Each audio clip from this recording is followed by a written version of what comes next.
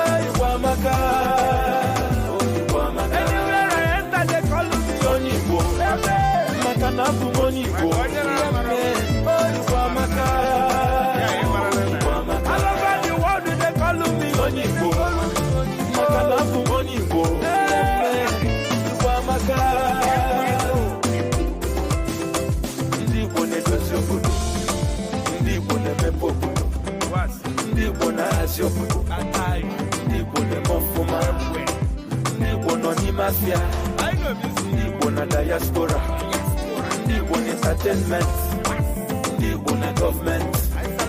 Anyị na-emefe silike, anyị na-emefe kalaka. Anywhere you enter, we say there. I waka, I never see beautiful people.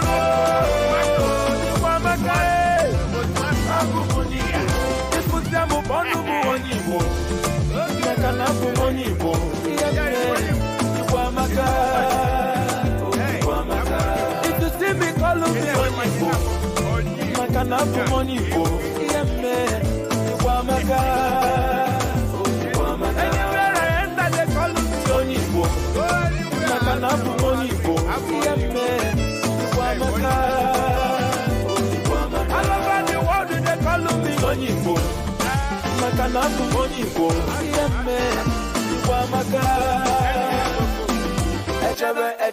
Echebe na nambara Nanke mekofo Osenyi jidofo Okwokolanye Aijichewe nusewi Nanke nosi group of companies Industrialist iwoche monu Echebe nukofia Atenze lupo Osenyi jisike Okwokolanye Aijichewe nenugu Eba muru flavor Onye wundi woche monu I waka, I never see beautiful people. Aku Onyibo Ifutamu bono mu Onyibo Makanapu Onyibo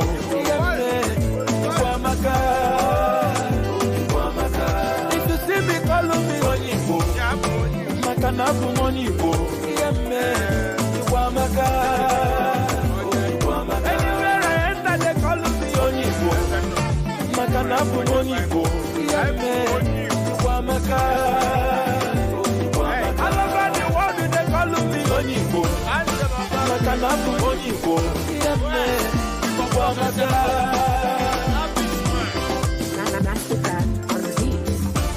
Mastercraft on the beat.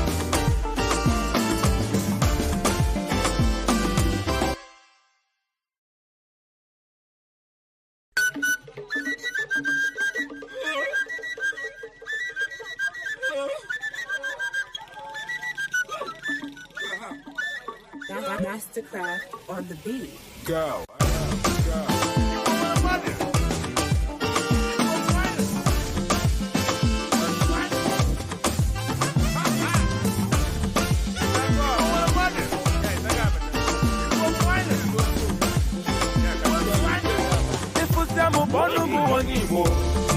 Makanapu Onyibo.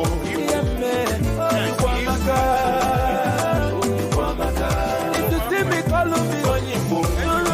Makanapu Onyibo.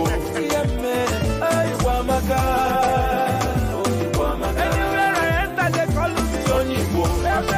Makanapu Onyibo. All over the world, they call me Onyibo. Makanapu Onyibo.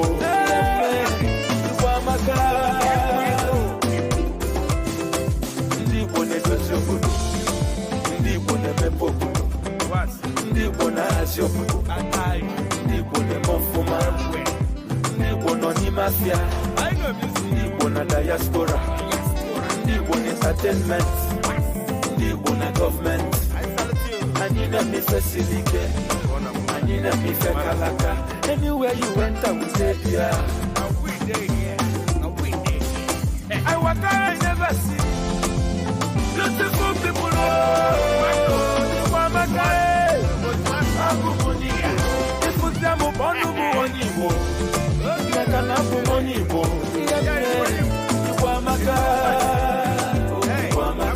If you see me, call me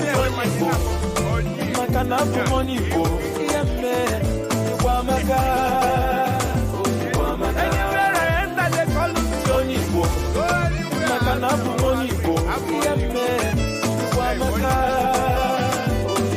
All over the world, they call me Onibo.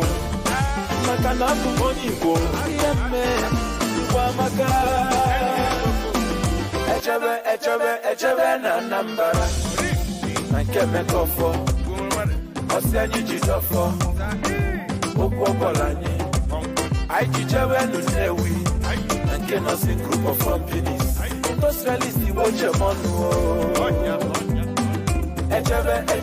ejelu n'Ukọfịa ateze n'ugbo ọsị anyị jisi ike okwu ọbọla anyị jijewe n'Enugu ebe amụrụ Flavor onye egwu ndị Igbo chemọnụ I walk I never see beautiful people.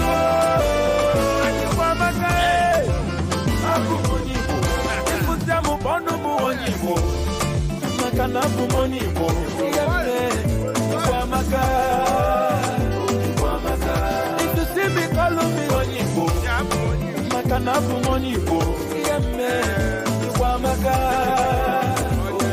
Anywhere I enter, they call me Onibo.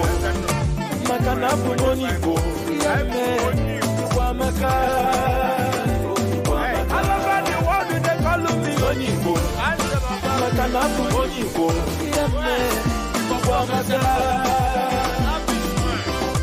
Mastercraft on the beat.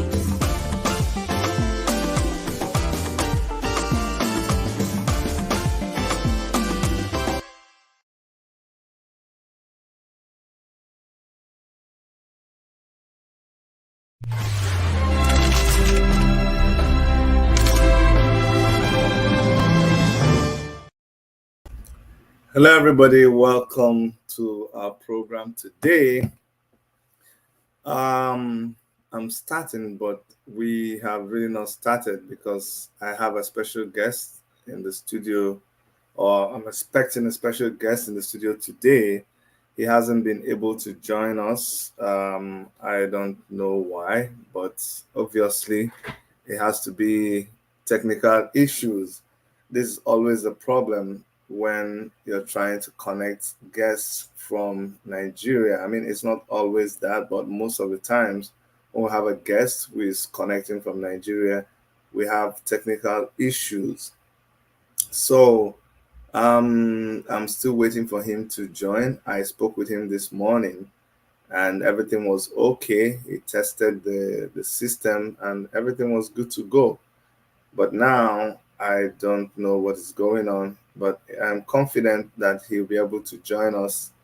What I will just plead with those of you who are joining us, both on Facebook, YouTube, and Instagram, is that you just go ahead and help us to share this broadcast. It is very important to be talking about the topic we're talking about today because of where Igbos find themselves within the Nigerian project, okay? There's a lot of confusion within the Nigerian environment as a whole. People are confused about what to do. People are confused about ideologies to stand with.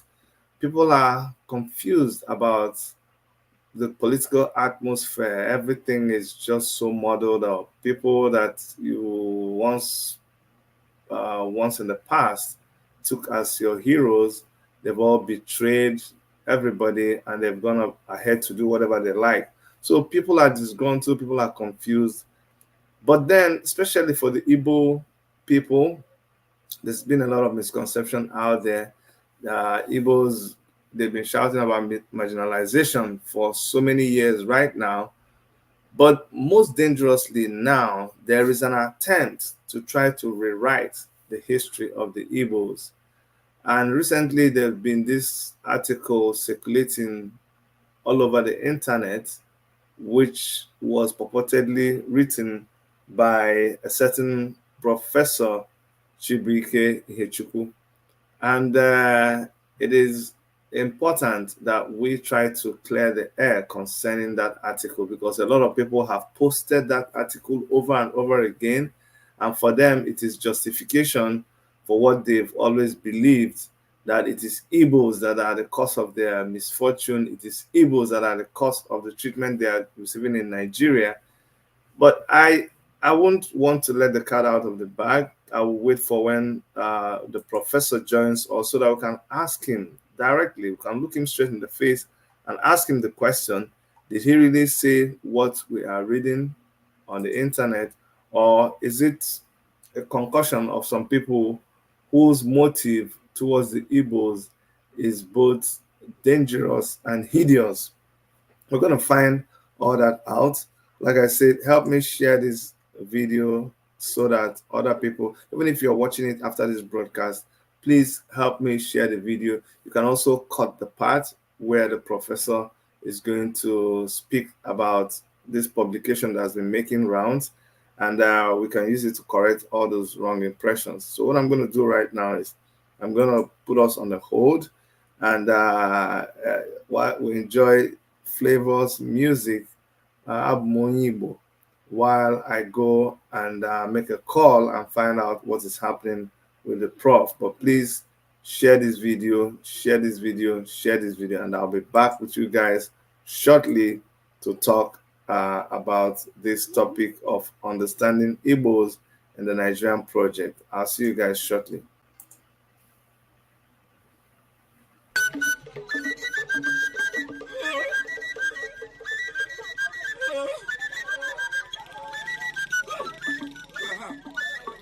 Mastercraft on the beat. Go.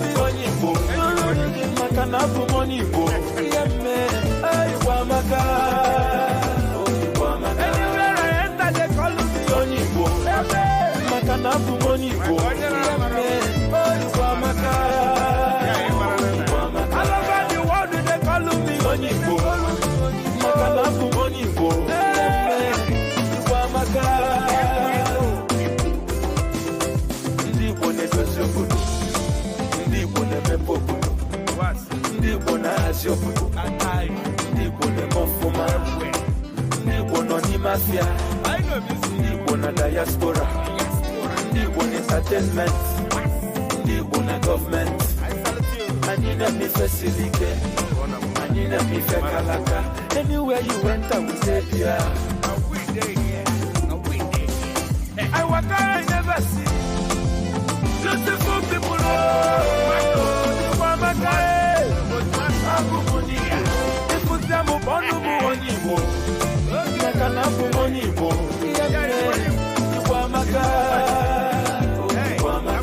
If you see me, call me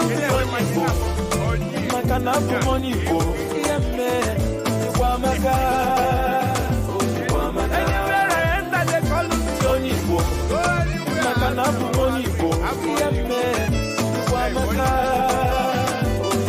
All over the world, they call me Onibo.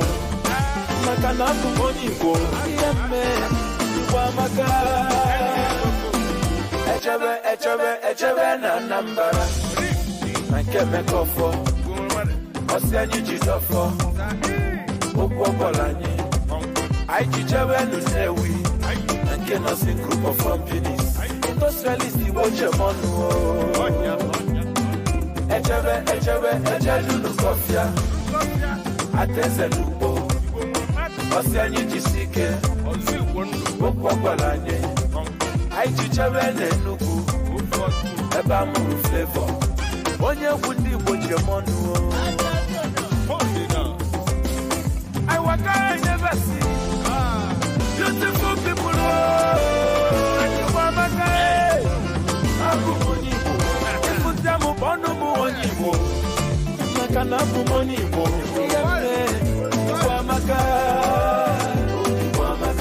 If you see me, call me Onyibo.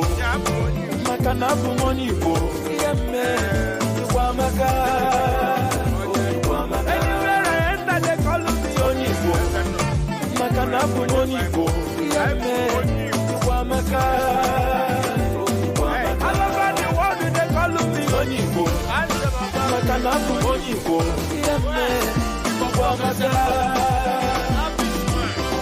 Mastercraft on the beat.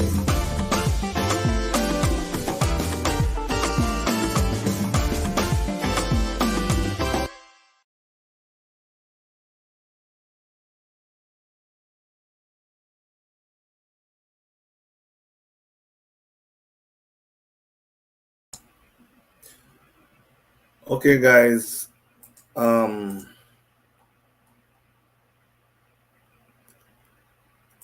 Okay, we're still waiting on the prof to join us. I still don't know what is wrong with his connection or what is wrong from his end. I've called him. His WhatsApp is not even on. I've called him direct. I'm going to call him live here so everybody sees that I'm calling him. I don't. Customer, you will be charged 10 naira as rental fee on every first call of today. Thank you for choosing Igbo. Okay. Charging me 10 naira for making call to Glo. Okay.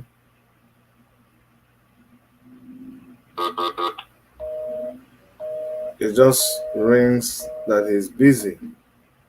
I don't know why.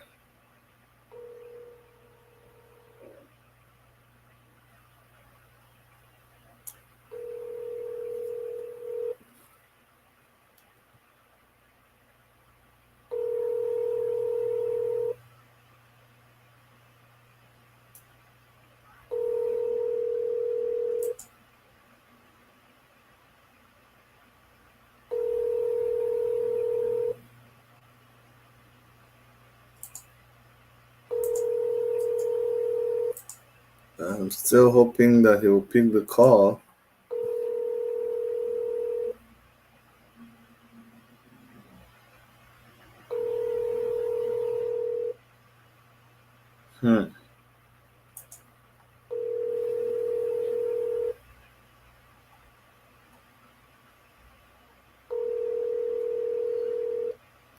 So you guys can see I'm calling his number.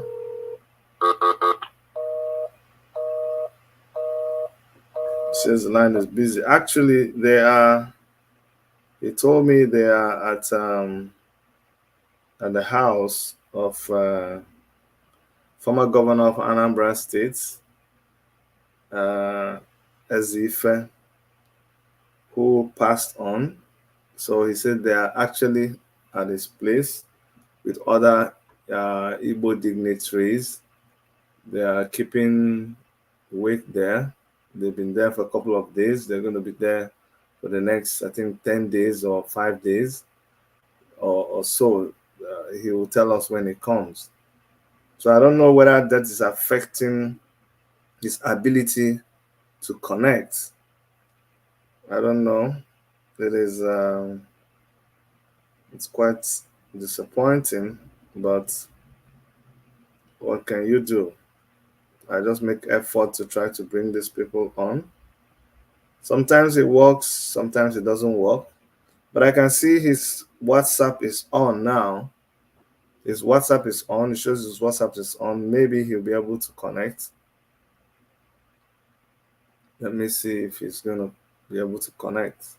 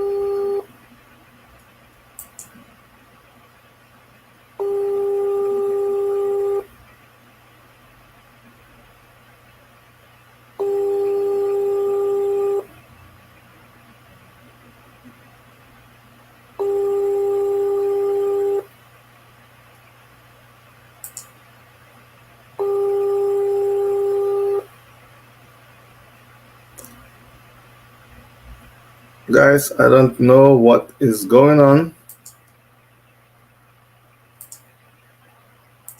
It's just not connecting. It's not connecting at all.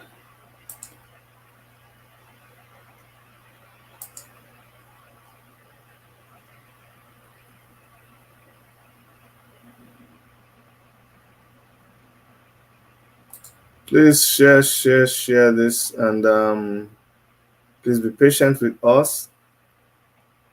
Even if you don't get to stay and watch the live interview with us, please make sure you come back and listen to the program, because where we find ourselves today, it is important that we speak with facts. Okay, it's important we speak with facts. It's not just enough for us to use hearsay when we're talking. We need to speak with facts. Let me see if I can extend the invitation to some other person. And if you actually, you know what I'm going to do, if you want to come into the studio while we're waiting for our guest, I'm going to post a link. You can use this link and join us in the studio. Okay, I just posted the studio link. So if you want to join us in the studio while we're waiting for our guest, you're free to use that link to join us, please. Check, I just sent a link right now. So if you want to join us in the studio, you can use that link to join us right now in the studio while we're waiting for our guests to join us. I have sent him the link, and hopefully he'll be able to join us. Hopefully he'll be able to join us.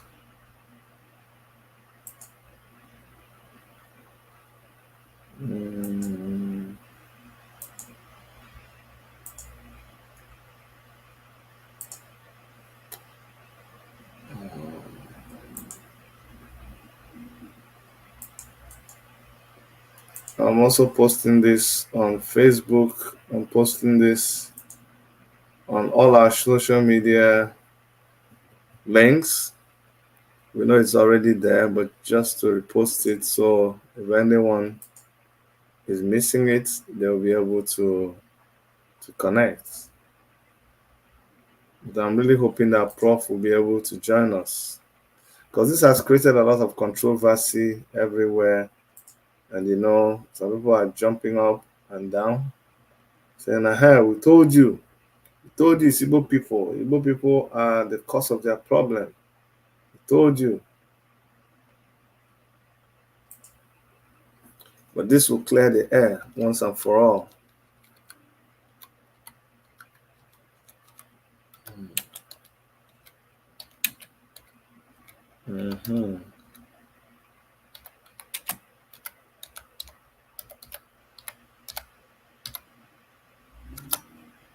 Still waiting on the Prof to join us.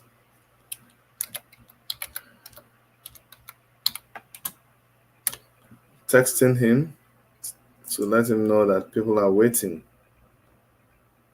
Maybe if he's not able to join, if he could text me.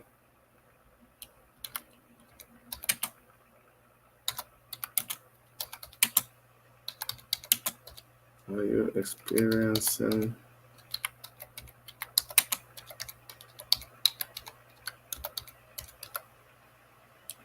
I just asked him if he's experiencing any difficulties.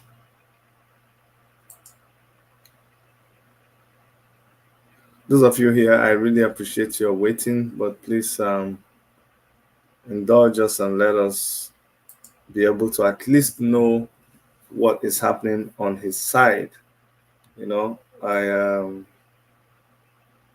tried to call. I've now texted again. I'm hoping I'll be able to get an answer from him. Let me make a direct call once more.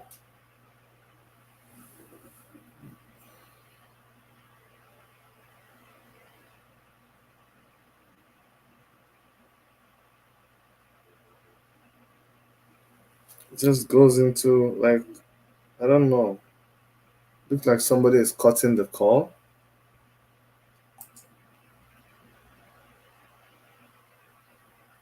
Yes, if you're just joining us, yes, 27 minutes after, we're still not getting the prof on the line, but I did forward a StreamYard link. So if you want to join us in studio here to talk about understanding Igbos in the Nigerian project, because I think it is the lack of understanding of the Igbo man that is causing the misconception that people have about the Igbo man. And I think it's because of the distortion of facts that we have right now going on within the media space that is helping to encourage people to treat Igbos with so much misunderstanding. I don't think that is correct. I think we should make an effort to correct those impressions, correct those misconceptions for the sake of our tribe. Okay? You guys know I have fought for a good uh, Nigerian state. We're still in the fight right now for the emancipation of our people. But in addition to that, in addition to you fighting for the bigger Nigerian state, I have a responsibility to my people. I have an origin. I didn't drop from the sky. If you know me very well, you know I'm passionate about my people. So while we're in the Nigerian project, um, tinkering with ideas to make it better for the citizens, I'm very committed to the Igbo project. That's why we're doing this. That's why it's important that we keep doing what we're doing. We will not get it right all the time, but we will not give up. We will continue.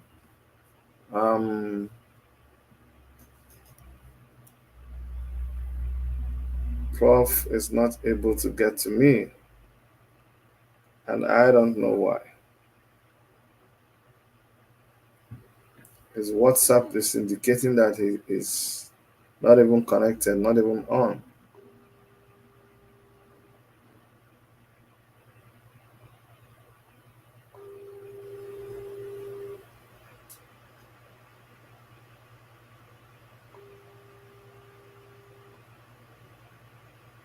Nope, it's not going through.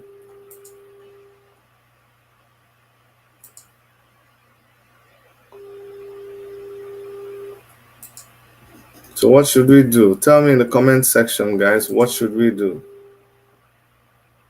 Keep waiting for him or call up the program and reschedule it?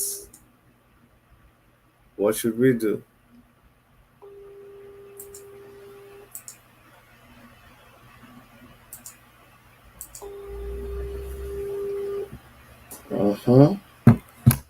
What should we do?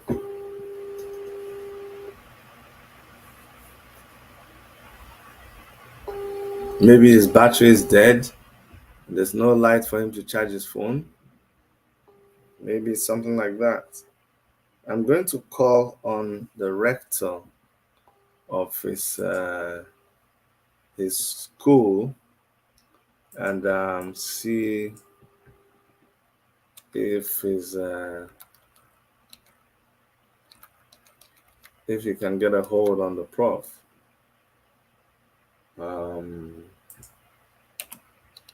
Let me see. Yep, I'm going to call on his rector because he has an IMIT, which is Institute of the Ihechukwu Madubuike Institute of Technology. Madubuike, Ihechukwu Madubuike Institute of Technology. Um, yeah, so let me call the rector of the university just by way of trying to get to the prof.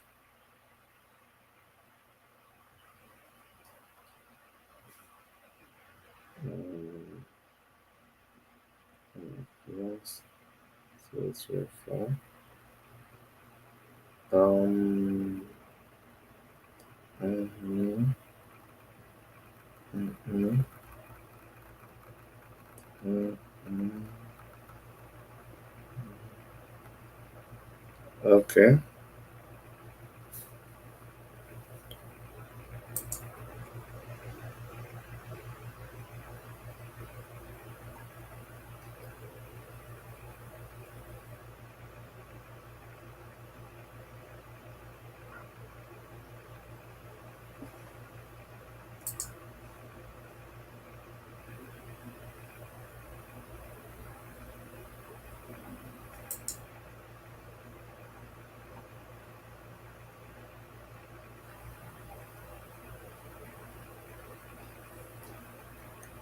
Calling on the rector of the university or Institute of Management and Technology.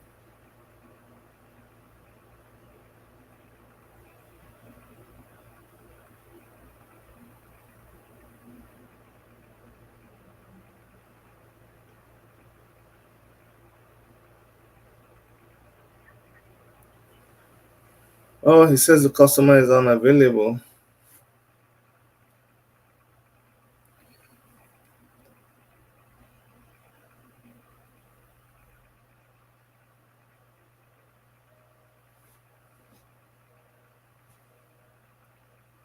I just don't understand.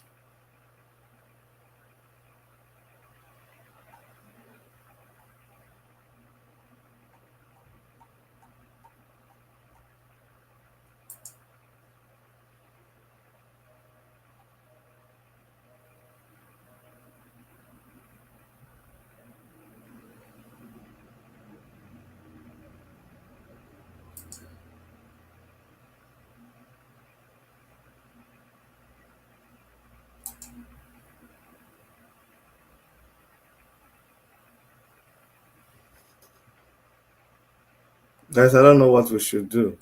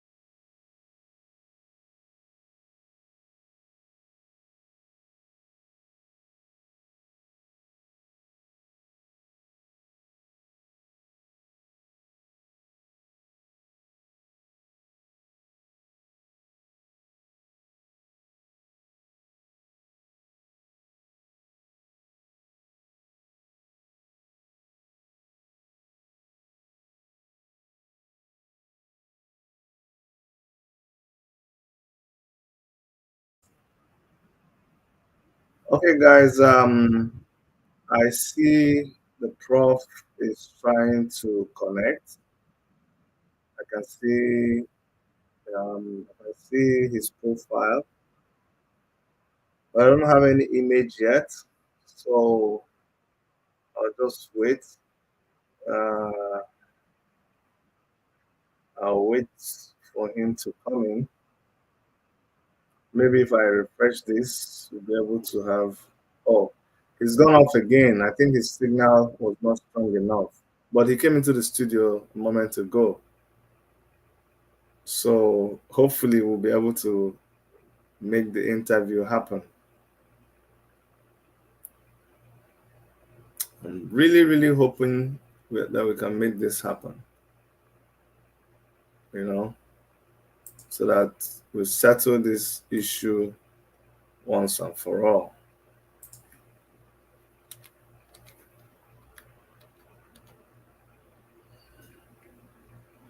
Um,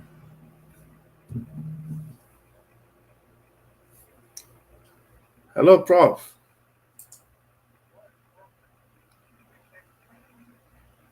No, we've been waiting for you since you tried to come in now. We've been waiting. We started since 5 o'clock your time. No, it is you that will click on the link and be connected. Just click on the link, then I'll add you in the studio. We've been waiting for you since a lot of people have even left. But just click on the link and then I will see you here and add you, sir. The link, yeah. Sorry, guys. I don't know what was happening. He was waiting for me. I was trying to get in touch with him. But it's all good. We'll be able to start properly now. He will click on the link and I'll add him and we will be fine. Don't worry, we're going to do this. We're going to do this. Can I assure you?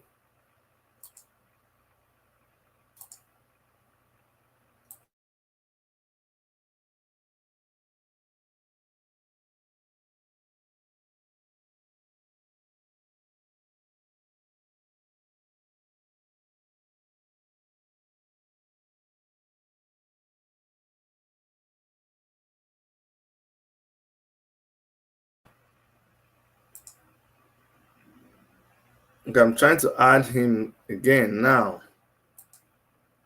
But I don't know.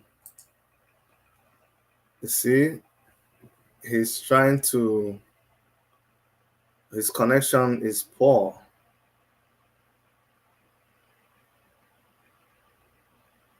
His connection is really poor. Okay, that's why. Maybe I should reduce my own resolution so that maybe he can carry his own. Let me go to standard resolution.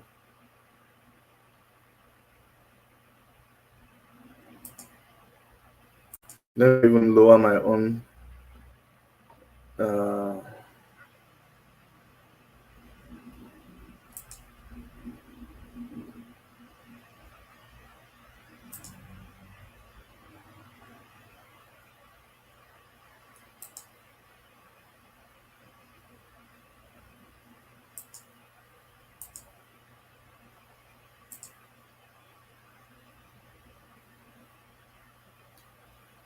Oh my God. I've tried now. I've lowered my own resolution. But, Prof, can you hear me? No. It's not connecting.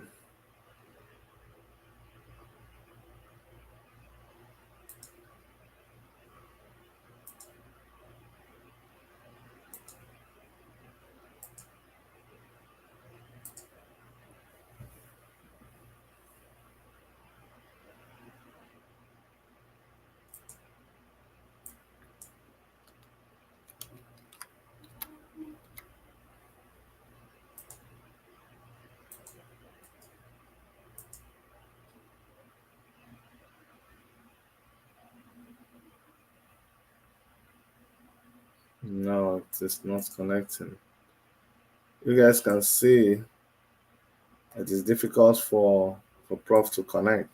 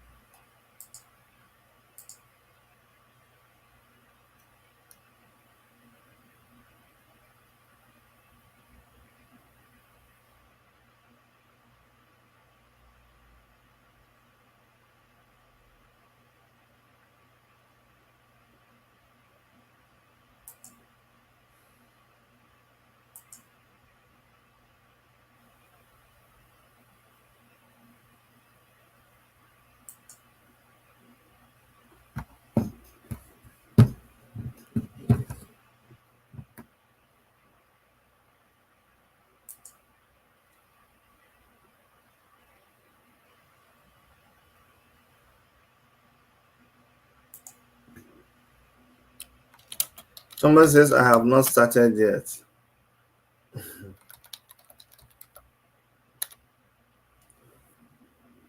Silvanus, I have started. I don't know where you're watching us from.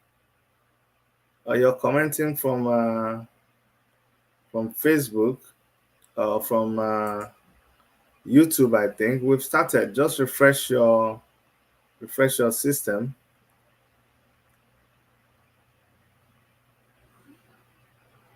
We've started, but the prof, actually, you're right. We're waiting for, you can see prof's side is not, we don't have good connection from his side.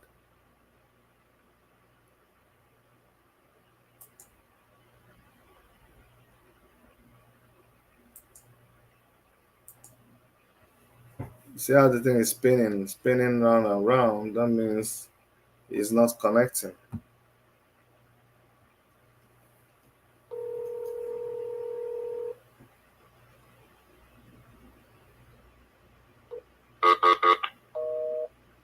When I try to call him, you see what happens when I try to call him.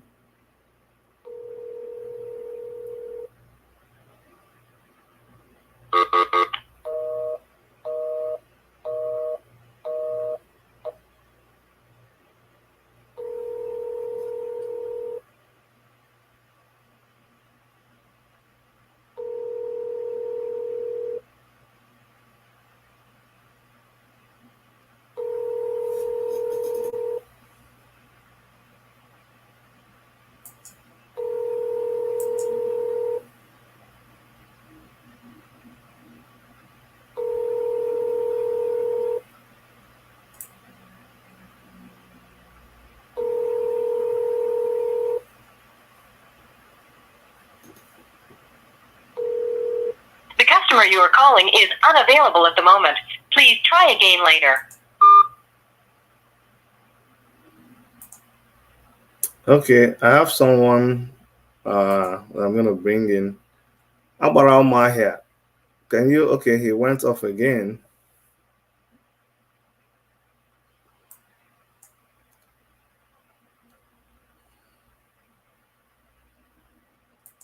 If you want to join us in studio while I'm waiting for Prof to join, I'm going to send the link because we must talk about this. We must talk about this. I don't know why it's difficult for Prof to join us, but I've sent a link. You can click on that link and come into the studio just to show that the studio is working. It's not that anybody has tried to make the studio link not to work. Anybody else can try the studio link. I sent it on the chat section. You can try it and I'll bring you right into the studio.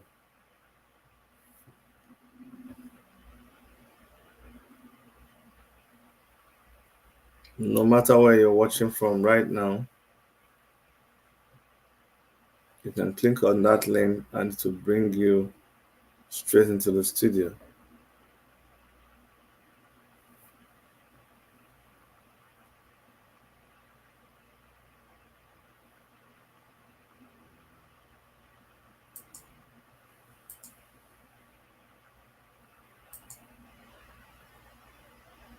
Wow. Technology.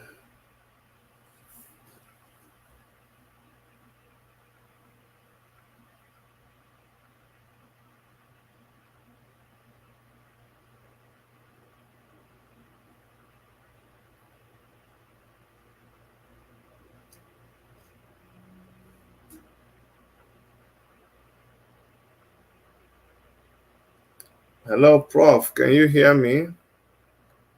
Hello? Prof, can you hear me?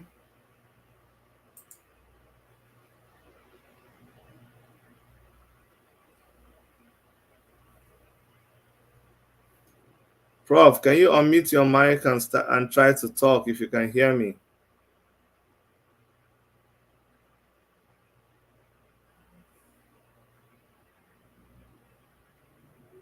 Prof, can you try to unmute? Your mic is muted and we can't hear you. If you try to unmute your mic and speak, maybe we can hear you and we can do an audio interview only.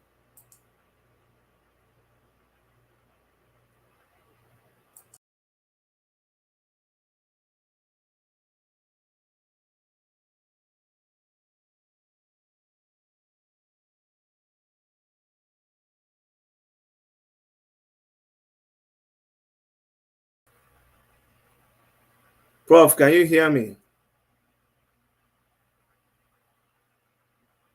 Hello, Prof, can you hear me?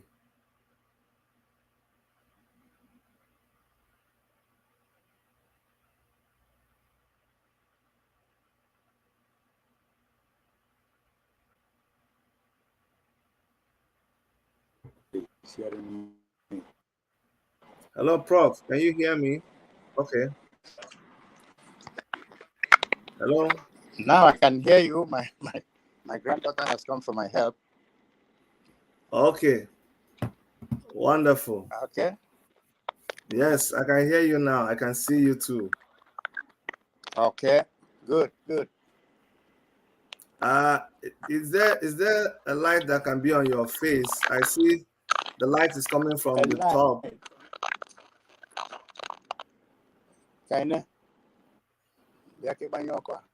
Mm-hmm. You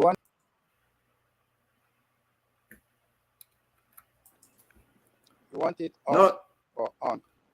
No, on, but it's just the one behind. Okay, there's a light coming from behind you. So if that one can be turned, the one behind you, if you can turn the one behind you off and turn the red. Okay, this one should be on. Yes, better that way. Are you okay now?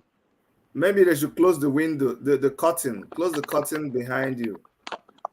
There's light coming from that curtain behind you. If they it's looking much better now.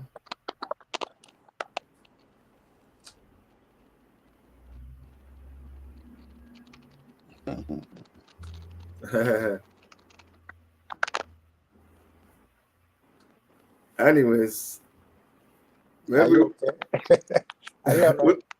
yeah, we can make do with this. We can start with this. This thing is not on. It's not on computer. Maybe it would have been better. Okay, yeah, you have better light. I can see better lighting.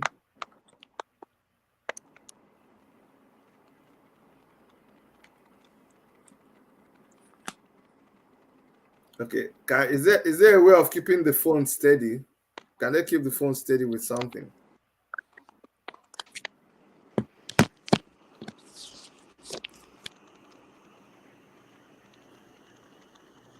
Is it okay? Okay, we can manage with this, sir. We can manage with this. Yeah. Okay. The phone is steady now. Yeah, the phone is steady now. The phone is steady. We can. Yes. Should I open the door outside? We can start with this. Should I open this door?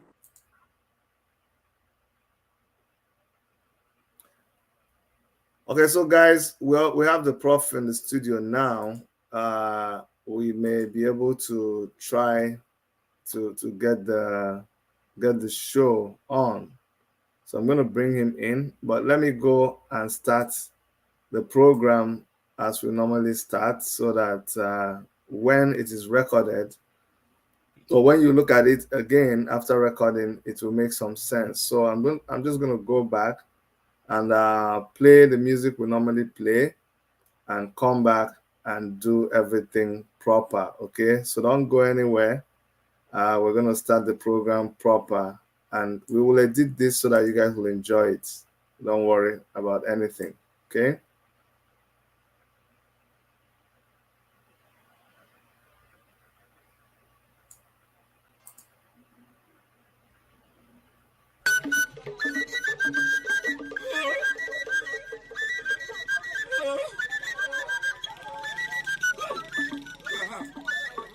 Mastercraft on the beat. Go.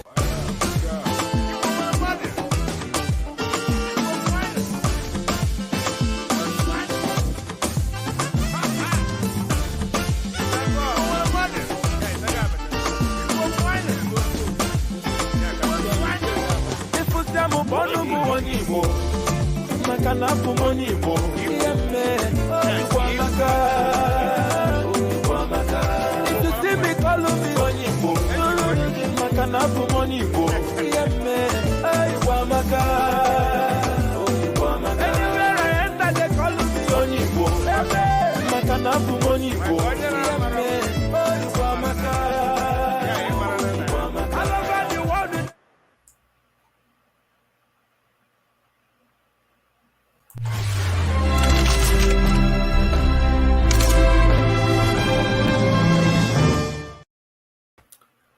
All right, welcome everybody to our program today. Today we have in our midst Professor Ihechukwu Chibuike.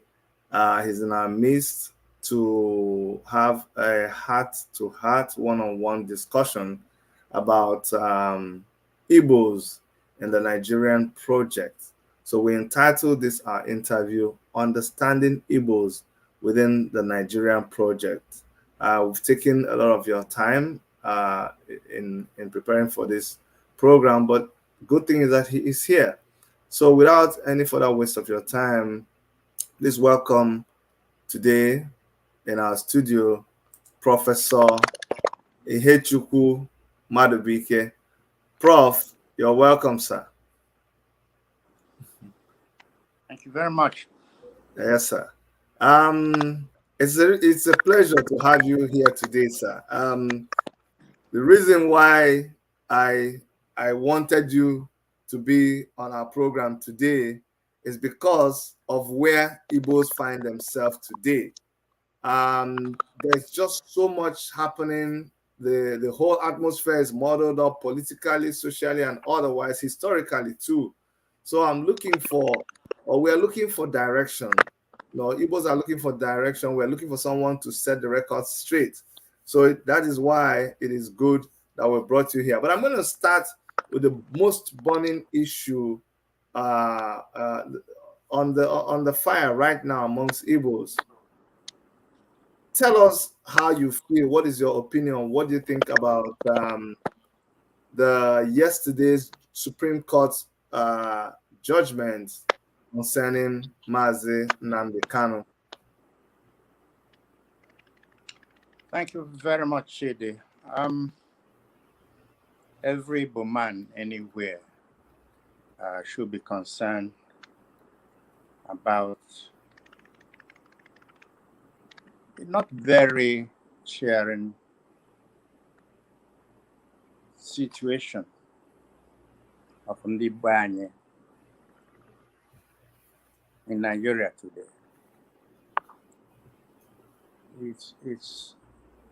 It's never been this bad, not even during the colonial times. Talking about Nnamdi Kanu and what has been going on about that gentleman, especially with the decision of yesterday. Nobody can be happy. The fact is that the justice system in Nigeria has been totally compromised. And when the common man loses hope in the judiciary, which should be his last hope, then there is danger in the land. The way Nnamdi Kanu has been treated, despite all the judgments that said he should be released, and the refusal of the government to do so, leaves a lot to be desired. Admitted that Nnamdi Kanu did not jump bail. Admitted that the way he was rendered back to Nigeria is not in consonance with international engagements. Shows us immediately that there is a game plan continue to downsize our people by the status quo, both ante and present. And so no Igbo man should be happy. Indeed, Nigerians are not happy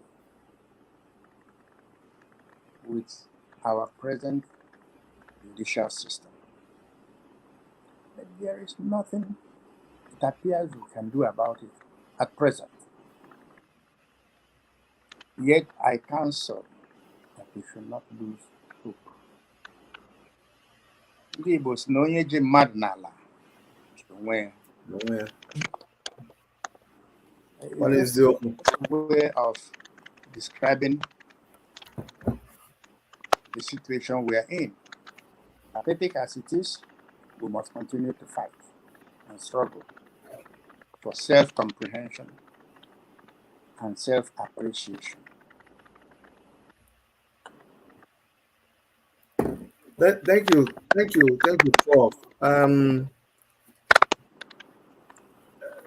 For those of you who don't understand, whenever an elder talks in Igbo land, there's no way he can say a lot of words without injecting proverbs and idioms. So I'm not surprised when Prof just injected that one into his speech, that that means anybody who is, if you're holding anybody on the ground, for you to keep holding that person, you too must be on the ground there. So that is the mark of an elder, that is the mark of a titled man.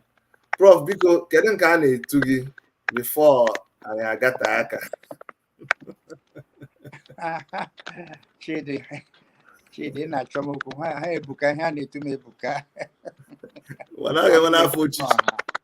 The most popular one was Omemma.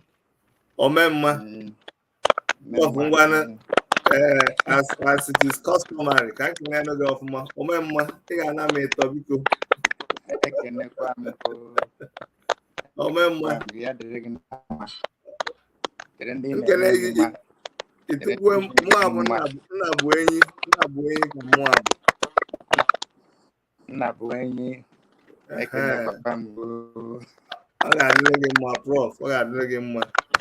Prof,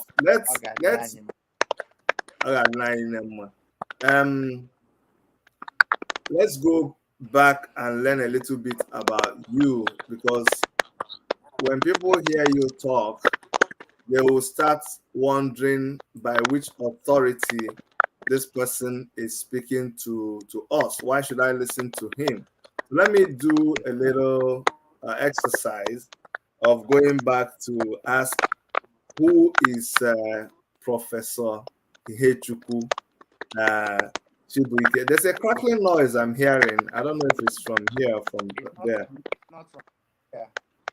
Okay, it's okay. We'll just go ahead. Maybe it's a connection. But Yes. if someone is asking, who is Professor Ihechukwu Chibuike? Madubuike. So my apologies.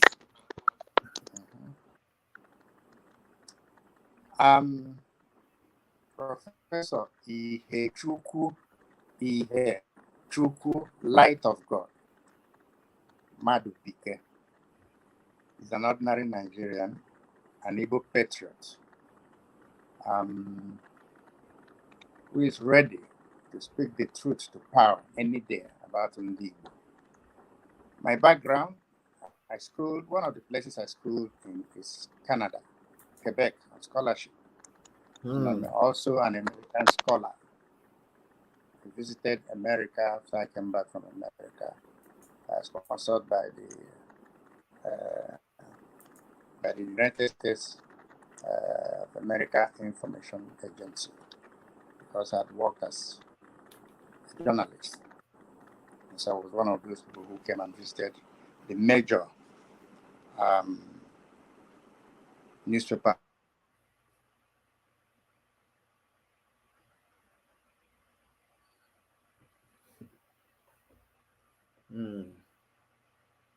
We seem to have a connection problem.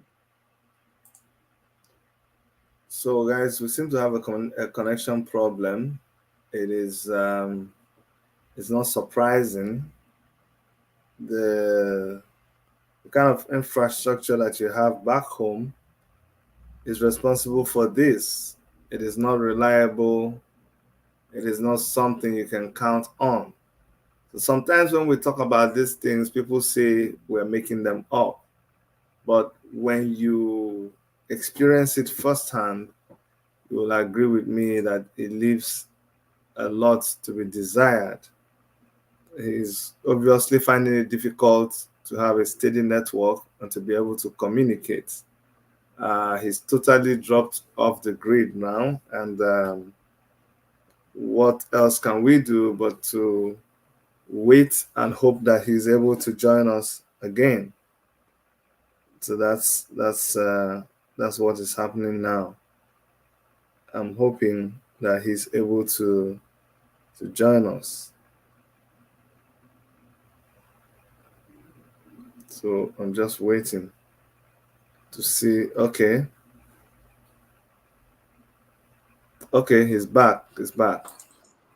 Okay, Prof. Yes, good to have you back. Go ahead, sir. Yeah, so I studied in Canada several years ago on a UNESCO scholarship. And from there, I moved to the United States of America for my doctorate degree, after which I taught at two universities in America, at the State University of New York in Buffalo, and also at the Ohio State University, where we had over 50,000 students on one campus. This will inform some of the decisions I took when I came back to Nigeria as Minister of Education. I came back in Nigeria in 1977. The military lifted the ban on politics in 1978. I joined the Nigerian People's Party, contested election at my constituency, won election into the then Imo House of Assembly. We were 90 representatives of the old Imo State. You know, old Imo State was created in 1973, I think, 1976. From the House of Assembly, I was appointed the commissioner in Mbakwe's government. And eventually, the same year, I was also appointed Minister of Education Cabinet rank at the age of 36.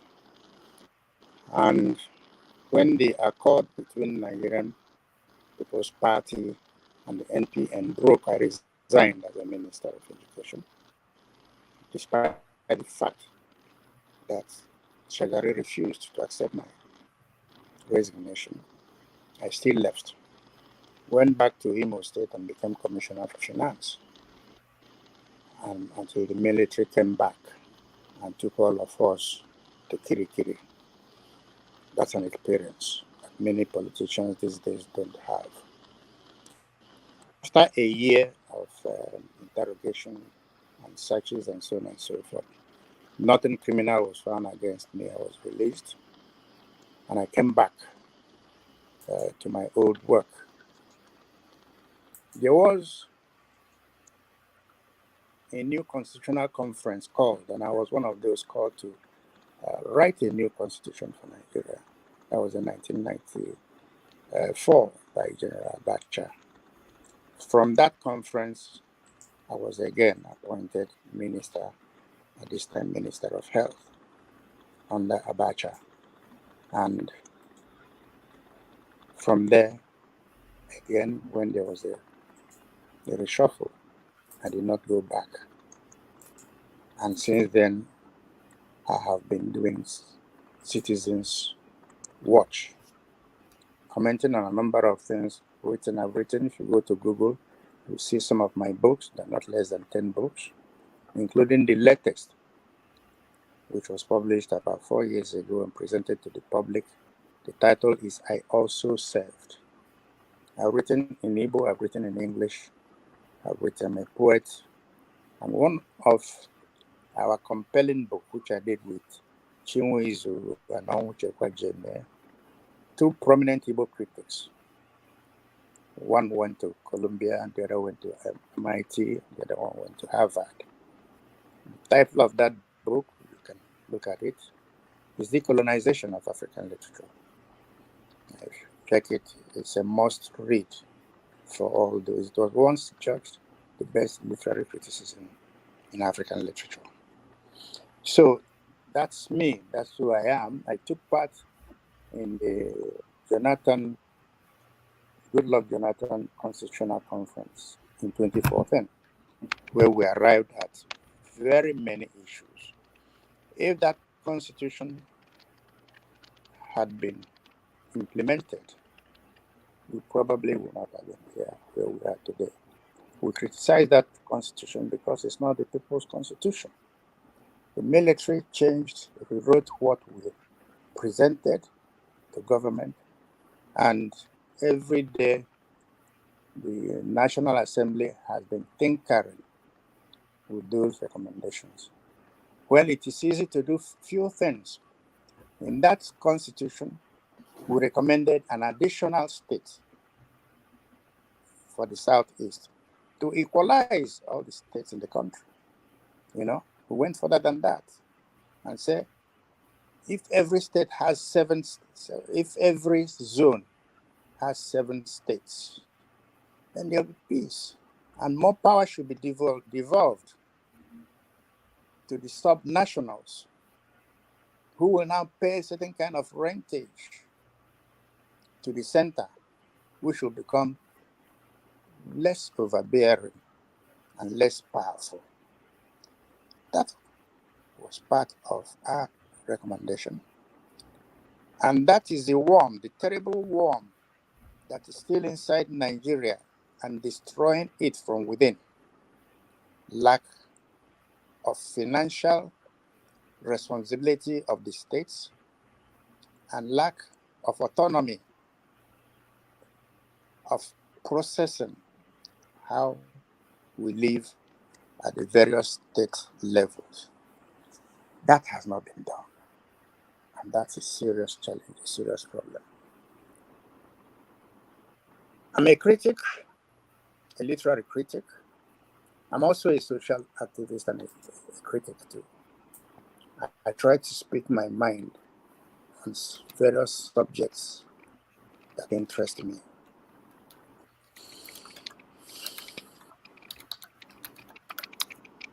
Okay.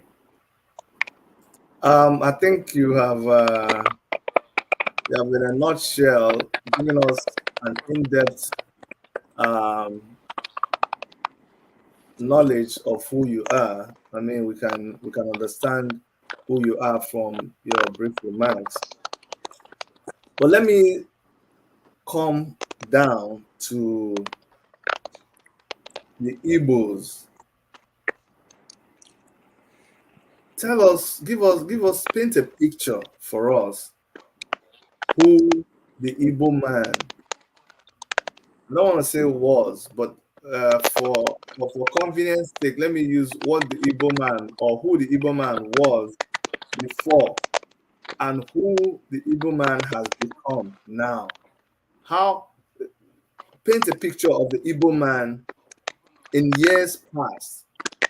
You've been around for a while now, and you've not been a player from the outside. You have been a player from the inside. You've been involved right from back when.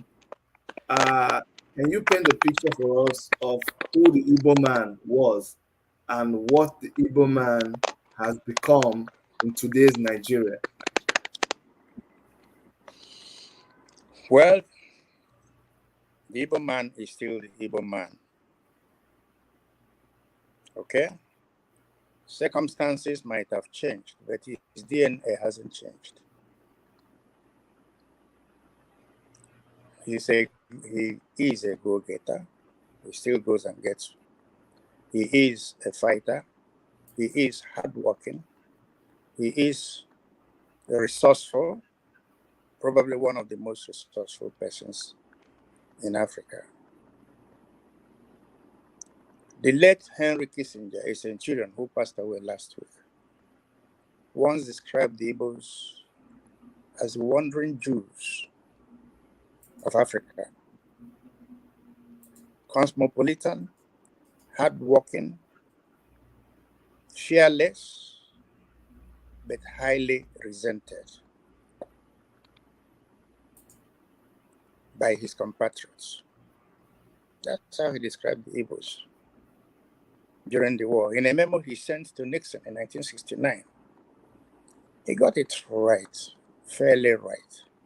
And there has been some dispositions and disquiet whether the Igbos are wandering Jews or not. And I have advised my compatriots that we have to do more studies about the Igbos. Okay? And cannot dismiss by a wave of hand that description, the Jewish connection of Igbo. The war brought out the best and the worst in the Igbos. He showed his ingenuity. And a CIA report on the Igbos said that if you give the Igbos a chance, the sky will be their beginning. And during the war, a number of people came up and said they don't want another Japan. That's describing the Igbos. And as I told some young people the other day, I said the Igbos is no longer a pure race. The war has created Onye Igbo and Onye Igbo. It's a distinction. Onye Igbo and Onye Igbo. To the extent to the fact that today we have Azu Igbo,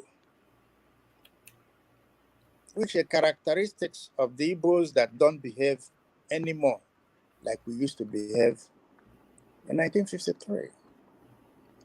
Or when Zik gave the first address on Igbo Union in 1949, where he said the Igbos can play, the Jewish ethnic card. The fact is, can we?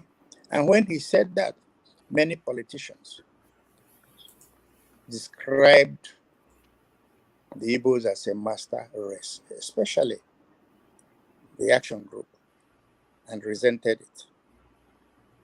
Many other leaders in Nigeria have also resented the Igbos.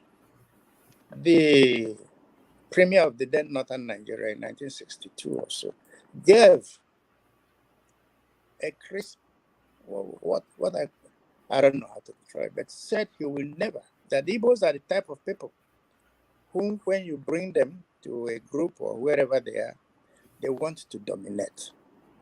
And went ahead to say that he would rather employ foreigners,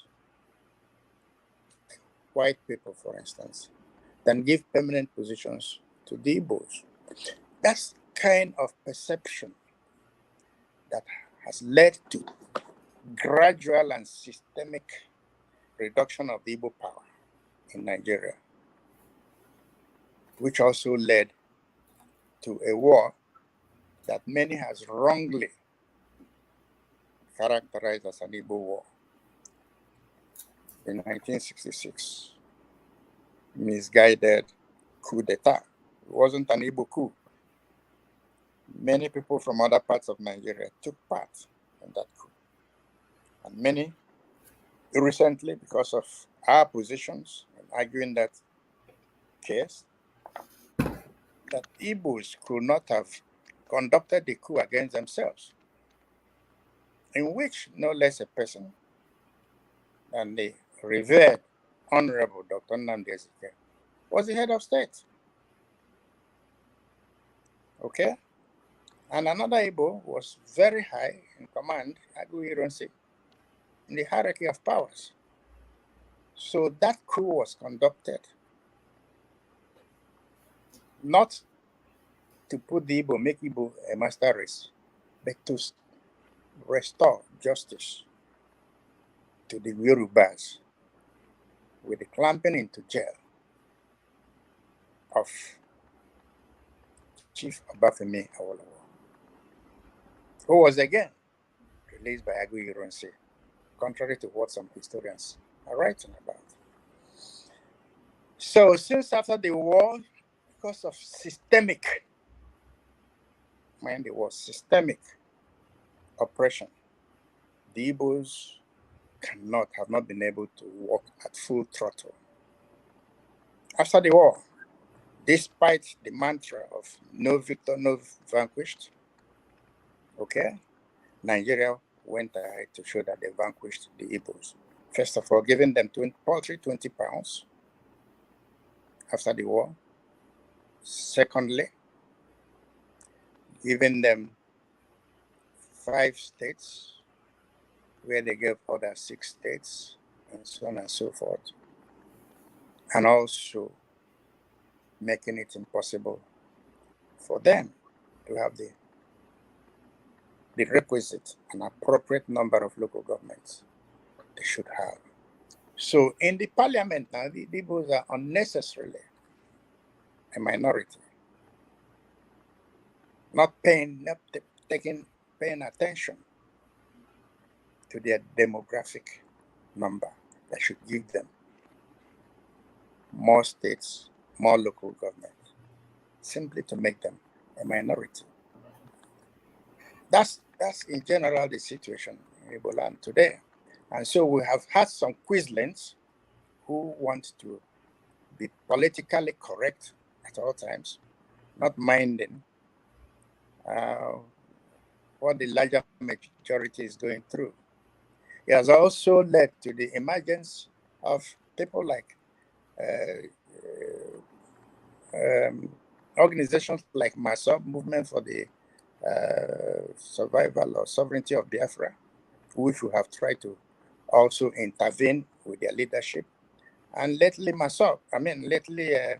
IPOB, which government has declared terrorist, but which many other countries know that it's not a terrorist organization. That's in sum what we have going up in Igbo land today. Is like Igbo land today is like a wasteland, T.S. Eliot's wasteland, and we must do everything to regain the glory of that wasteland.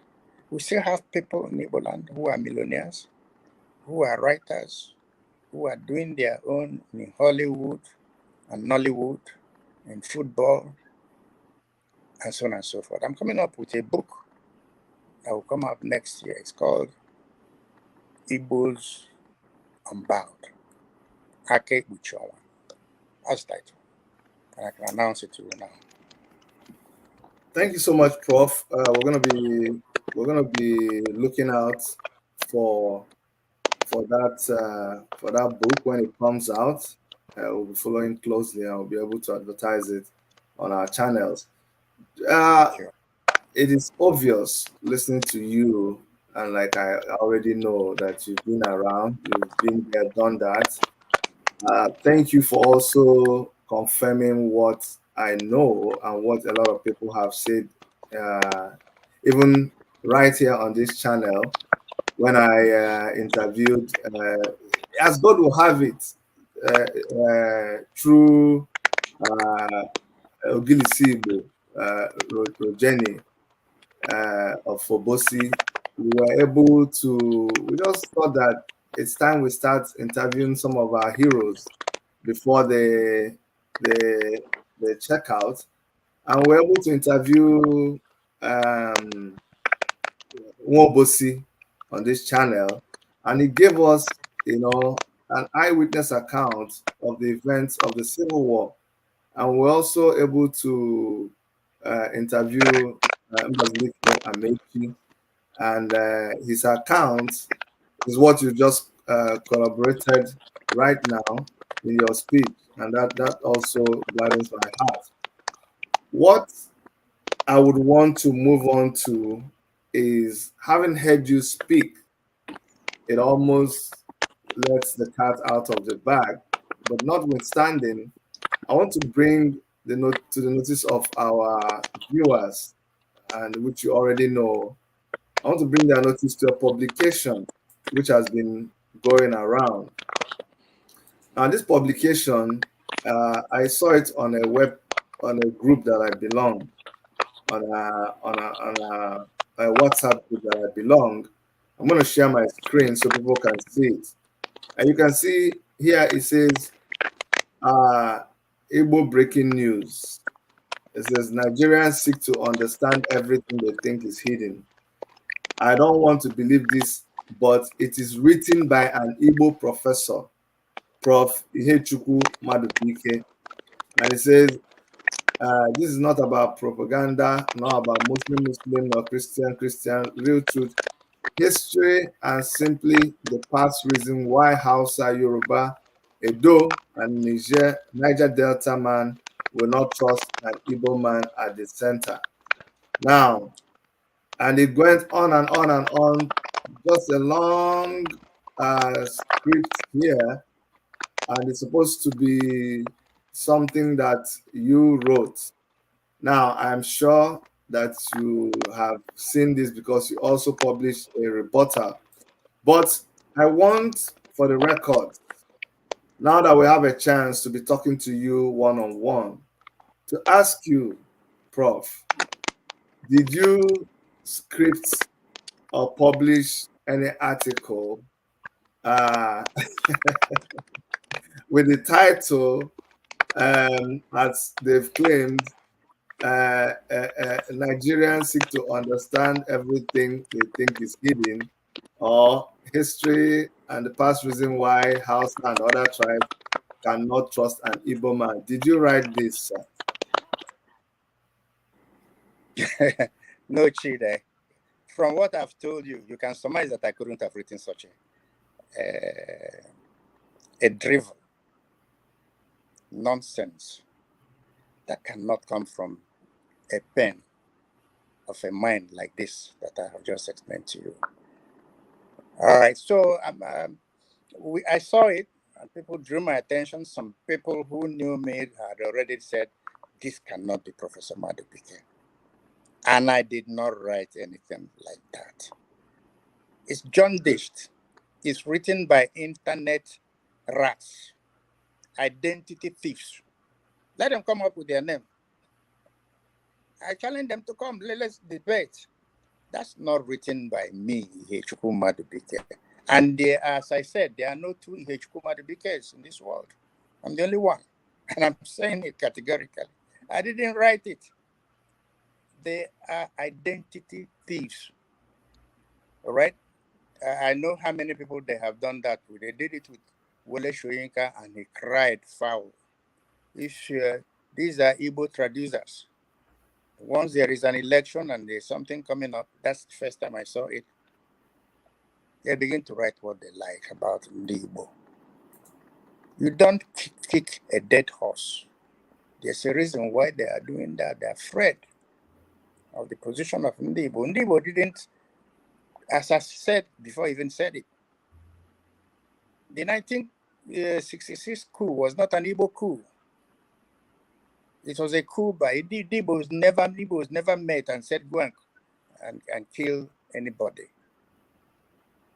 The coup, as I said, as even Awolowo wrote in his path to greatness, said that he heard that that coup was conducted in order to install him as the premier or president of prime minister of Nigeria.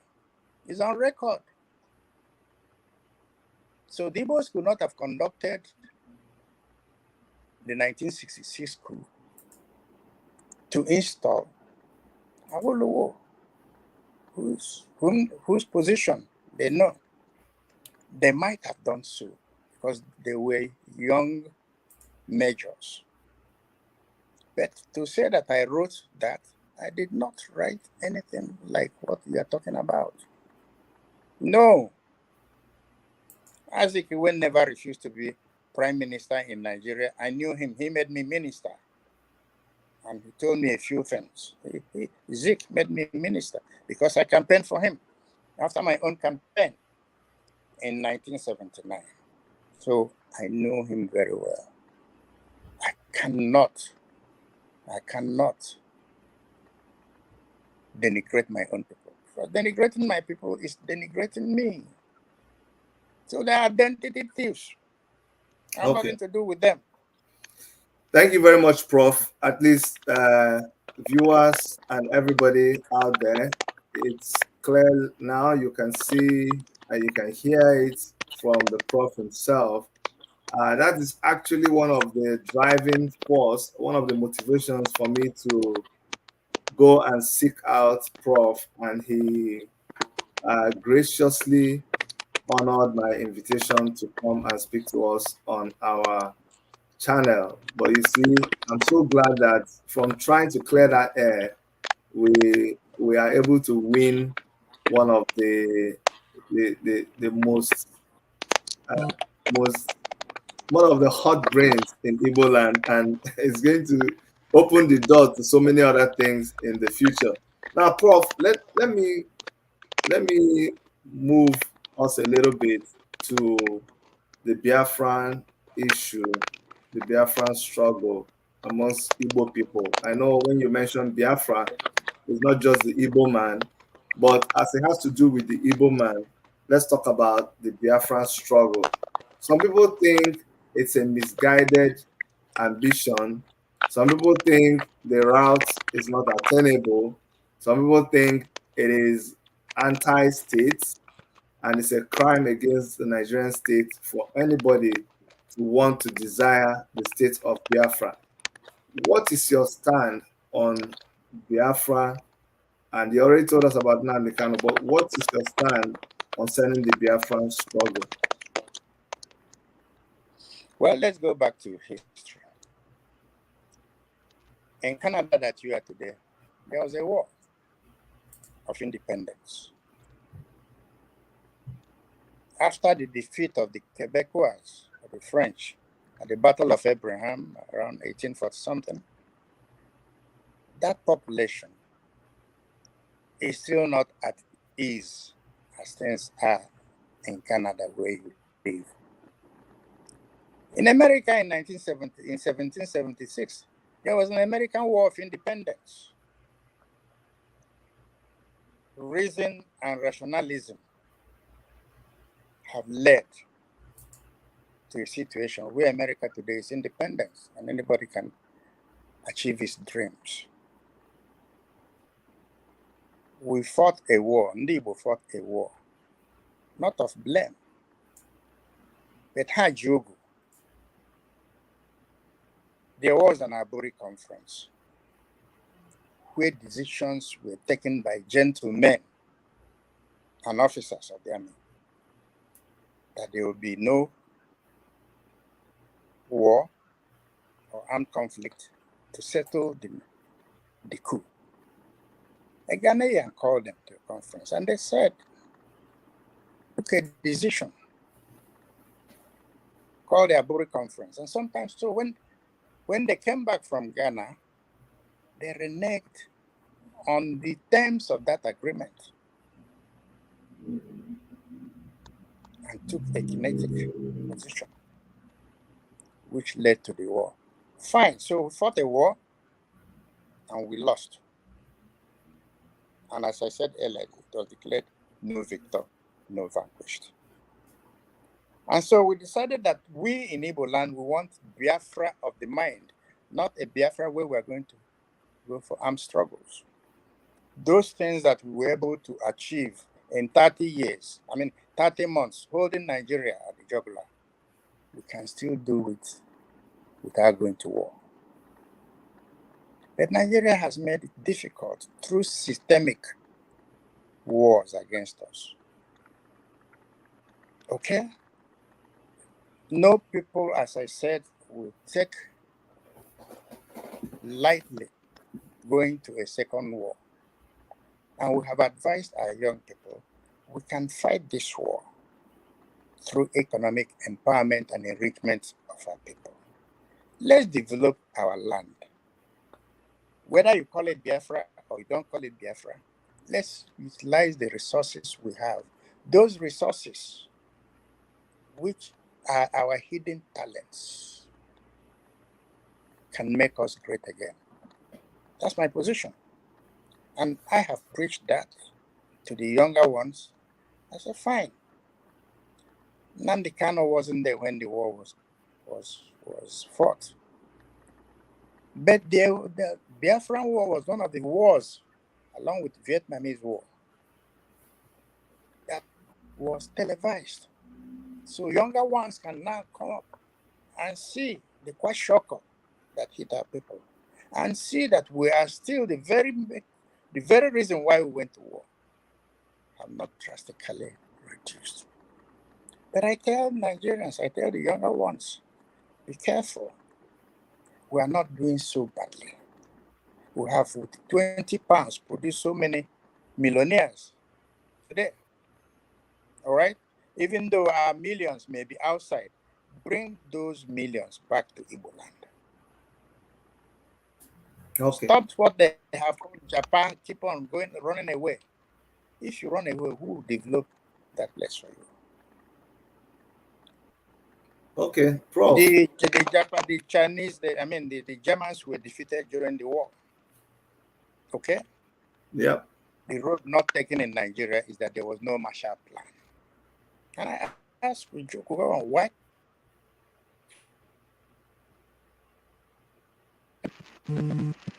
All right? If we had done Marshall Plan, Igbo land, our roads would have been rehabilitated. The Igbos will have no reason to go to any other place to build. So, but if our enemies denigrate us, we must not join them in denigrating ourselves. That's what Powell said, one of the chief of army staff in America. He was a Jamaican brought up in Harlem, Brooklyn. He said, I will not join others to destroy me. And you knew what he did. A Republican who voted Democrat when Obama came up. That's a lesson in self-promotion and self-love. We should do that. Okay, Prof, you have really, it's obvious to every. Prof, maybe you should reduce the volume of your phone, because it's when I start talking that I hear that crackling sound. Just reduce the volume a little bit. Just leave it like that. Okay, let's leave it that way. Let's leave it like this. So that we don't. I agree with you, sir. I agree with you. My age, you know that I'm not internet savvy. It's my granddaughter that helps me. Prof, And so Prof, you're doing perfectly. Prof, you're doing perfectly well. You're doing fantastic so far. Thank you so much. Thank you. Now, you talked about denigrating ourselves. You talked about when our enemies are doing us in, we should not turn around and help to do ourselves in. Looking at the situation in Igbo land now, what do you want to? What can you tell us about the security situation and the quarters that is fueling some of these situations that we have in Igbo land, that is preventing some of us from coming back to invest like you've just advised us in? There's so much insecurity. That's not one. What is? Tell me, describe that situation in Igbo land right now, and what you think, or some of the people, or some quarters that is fueling that denigrating ourselves, fighting ourselves from inside, economically, socially, and security-wise. Okay, fine. Let me say, since after the war, and there are statistics to back it, the Igbo land is not the poorest section of Nigeria today. Out of the 133 declared poverty rate, 133 million declared poverty rate last year, the least poor zone is the southeast, which means that in terms of poverty, we are not that poor. We are doing fairly better than others. But there's also the element of greed. Okay? There are two sources of malaise in Igbo land. One is external, the other is internal, self-inflicted. Oh yeah, that is correct. But that is also the aftermath of the war, the lingering aftermath, consequences of the war. We will not say that Igbo land was a virgin land before the Igbo phenomenal growth in the 1960s. The Igbo was declared one of the fastest growing economy, along with Korea and the rest of them. Okay? We have traducers. The important thing is to know that Igbos have traducers. And I have quoted Henry Kissinger, what he said in 1969. Before 1969, even though education came to the West before they came to the Igbos, and the first university college also was in Ibadan. But it's not by mistake that the two universities first established in Nigeria. The first vice chancellors were Igbo. Nnamdi Azikiwe was an Obara, spent 45% of their budget on education. And I just mentioned it last week when the governor of Abia State dedicated 20% for the first time of the budget to education. I allowed him for that. Yeah. Education Not a publication. the most important resource you can give to an individual. And that's why till today, the Southeast, Imo is the most literate state in Nigeria today. Imo and Anambra, when I was minister, it's in this order: Imo, Anambra, Delta, and Ondo produce the highest jambites. But only Prof, 10. Enugu is doing well, oh, Prof. Are you counting us out? Well, they can do better. They're amongst the first 10 in the country out of 36. Actually, Yeah. Prof. Yes, you're right. But they are not like these two. You're right. So as I'm just being patriotic. Don't worry. I admire your patriotism, but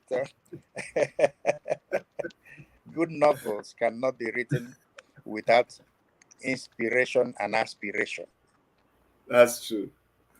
Enugu can do better. So I was just reading something that some Yoruba guy wrote about Ndi Igbo and Enugu and so on and so forth. And I reminded him in a reply, in fact, in the book that is coming out, that the first people to have an alien as their mayor was in Enugu in 1956. Omaru Altine was a Fulani man. All right? He defeated an Nguo man in an election, not nomination, an election. He defeated an Nguo man who ran against him as an independent candidate. I know the children of that man. That was the kind of democracy we have practiced. In 1956, around the same time that Zik was thrown away in the Western region, a Calabar man who went to the same school that I eventually went to, Duke Town School in Calabar, Professor Eyeta, was the leader of government business in Enugu. He was not an Igbo man. Omar Altine, the mayor, was not an Igbo man. Eyeta was not an Igbo man, but was leader of government business under a party called UNIP, United Nigerian Independence Party. People like Ibiam were members of that party. Persons like our first graduate, Alvan Ikoku, was a member of that party. And don't forget that Alvan Ikoku was defeated by his own son, A.G. Kofu, in an election. That's how independent and progressive we were. So that envy, that jealousy is still there. And that's why we say, allow us, give us a level playing ground. Let's see what we can do. Let's have devolution of powers. I was in the committee. I was in the committee for devolution of powers during the national conference, Abacha's national conference in 1994. Atiku, who talked about it, was the chairman of that committee. I was in that committee too. That's what we recommended for our constitution. The military changed it. Okay? But now that things are this way, let's go back to Igbo land. Let's take just 1/3 of what we have to Igbo land. And because I saw what was happening as Minister of Education, I did a number of things. Okay? One, I started the universities of science and technology because there was no university in Igbo land except the one Nnamdi Azikiwe created in 1966. I mean, in 1960. I started universities of science and technology, 7 of them in the states that had none. I started the Open University. I made it possible for the private sector to come into education. Check these things out. That's somebody who is an Igbo field, a lover of his people, and Nigerian. And when I told you that I taught at Ohio State University in Columbus, that they had 50,000 in Ohio, the Columbus sector, they were called the Buckeyes. I was there. When I came back to Nigeria to become Minister of Education, we had 13 universities, and the total intake of these 13 universities in a 19-state structure was less than 40,000 students. All of them put together. But one university had 50,000 in the United States of America. I asked my boss, I said, how can we develop? He said, you are the minister. You come and defend whatever idea. So I democratized education in Nigeria. And I'm saying this before the whole world. On this, the regime of Shehu Shagari, he said, go, you are the minister. So today, last week, when I gave a speech as the chairman of the convocation, I think it's 11th or 14th convocation at Umuahia, Michael Okpara University, and I gave them this history. Why? I also predicted that there should be a change in the curriculum. One of them that were prescribed. We should have solar farms and solar farmers. We should give subsidy to farmers. We should do whatever we can to stop incestuous killings. Igbo killing Igbo. We cannot continue with that. It's not part of us. It's not who we are. You can say, choose I mighty for your career. I started the Ihechukwu Madubuike Institute of Technology. It's a center I started as Minister of Education. I mean, when I left every other thing I'm doing. I started it only 2-3 years ago to bring education nearer home. The people who are going to this school cannot, you leave them, pay for their higher institutions outside the village. It's right in my village. I subsidize it a lot. If I build it here in Abuja, I'll be charging millions. I know how much my grandchildren are paying here when they go to Jesuit school. 3 of them are there. They were paying 5 million, 6 million for secondary education. That's part of the reason their mother took them to Canada, as I'm talking to you now. Because of the humongous pay. So Prof, that's me. That's the legacy I want to leave for Igbo. And I tell them that if we do, because I know Igbos have the talent. They do. but when you talk about Prof, sorry to cut you, Prof. You see, when we talk about developing Igbo land and the efforts that people are making to develop Igbo land, yes, but there are also people who are frustrating this effort, who are making it like, for instance, is this sit at home? Let me even push it a little bit further.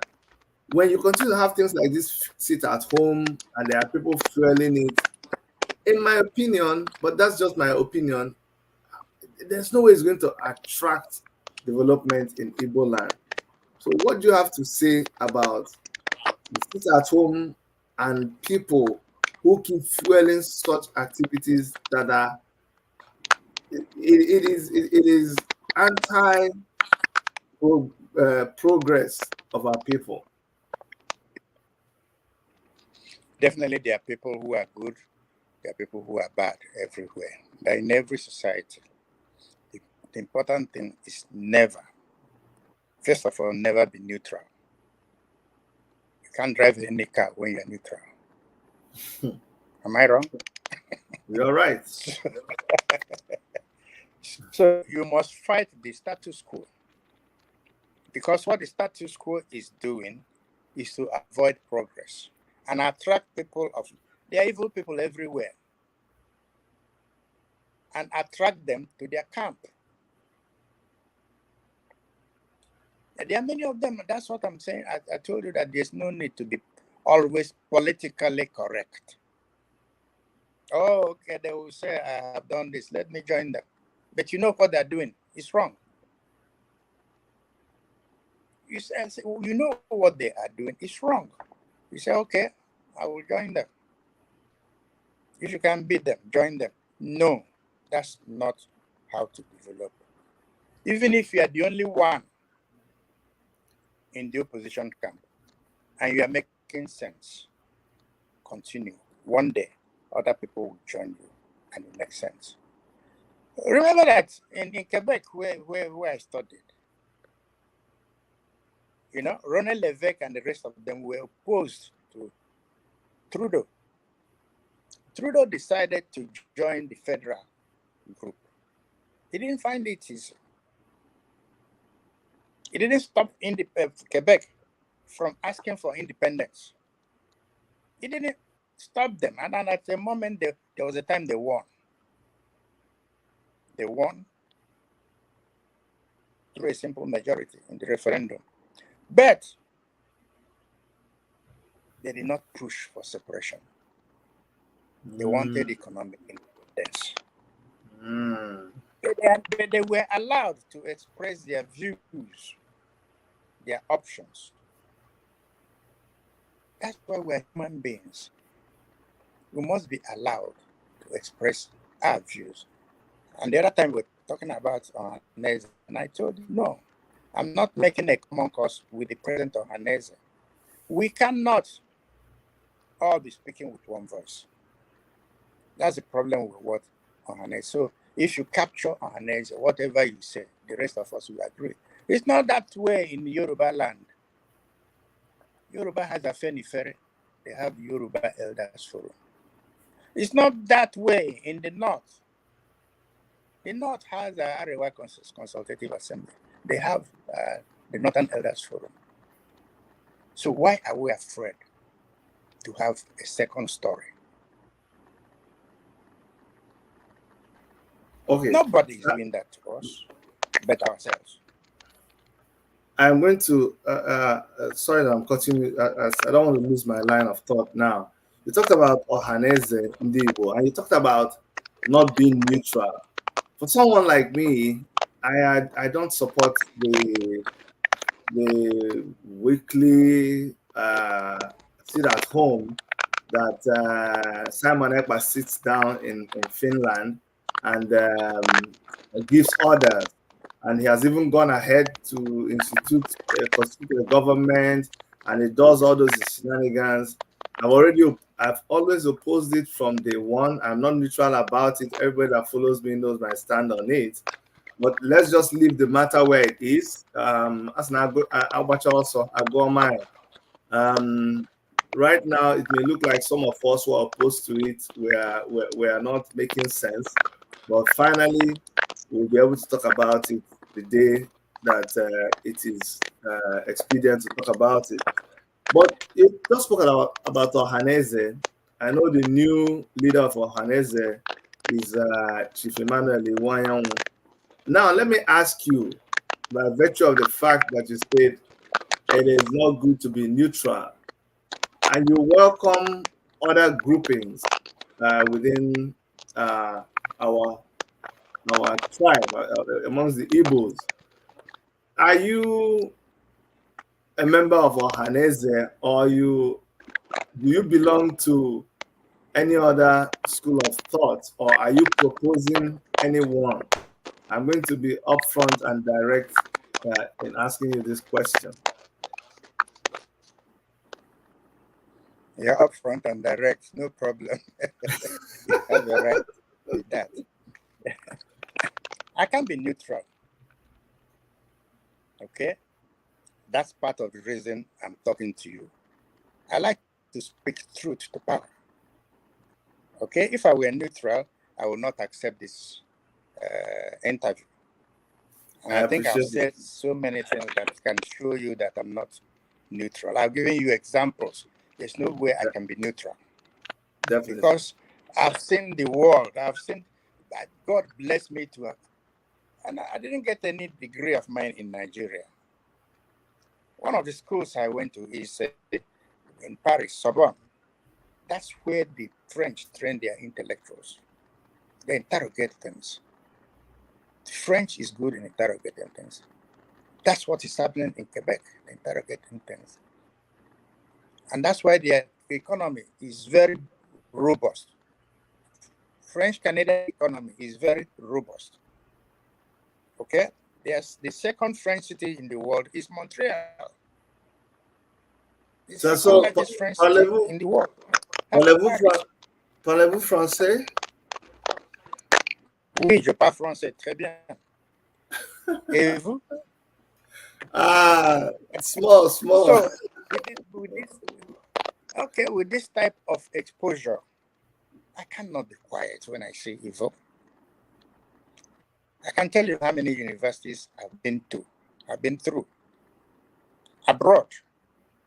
Part of my research took me to Senegal, University of Dakar. Part of my research took me to Brussels, University of Brussels, or Belgium. Education is exposition to environments. And educationists wonder sometimes which one is better. Is it nature or is it nurture? Nature is inborn endowment. Nurture is the training you receive. You combine the two. So I cannot be neutral, and I cannot, as a social critic, be neutral and not speak truth so that the people who are coming behind me, will learn that truth. I've written not less than 6-7 books. Some we use as textbooks in schools. My Igbo book, Igbo, Understanding Igbo Poetry, was published by the Ibadan University Press and used in secondary schools that are still looking for them. Yesterday, I was speaking with a young man who is a billionaire. He's 40, who wants to set up a university. He came to ask me for help. And he remembered that he read some of my poems in Igbo, which I edited with the late Emenanjo Otarante. That's poetry. Go and check it. The other one is Ihechukwu Igbo, Understanding Igbo Poetry. These are monumental contributions that go beyond politics. Some of us talk to politicians because, as de Gaulle said, the work of nation building cannot be left to politicians alone. Intellectuals like you and I must therefore come in and interrogate them. they don't want you to come. All right? Because you'll expose their weaknesses. They don't want you to come. They don't want you to be part of it. But it is the intellectual group and the real business group that resuscitated the economy of Germany after the Second World War. I was telling some vice chancellors ago in Omaha. Some of them were very pessimistic, and I chided them.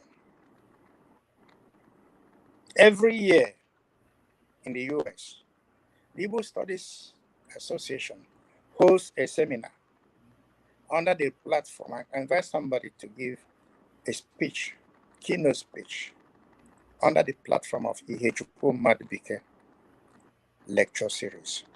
They've done it for over 10 years now. It's an intellectual think tank. Presently, I'm the chairman of a think tank in Ihechukwu University. And I see the problems, the humongous problems we have. If after our lectures and we bring out good views, will the government in power implement them as they do in other places? There are over 6,000 think tanks in America, and that's why they are progressive. They're progressing. You should have your own think tank in Canada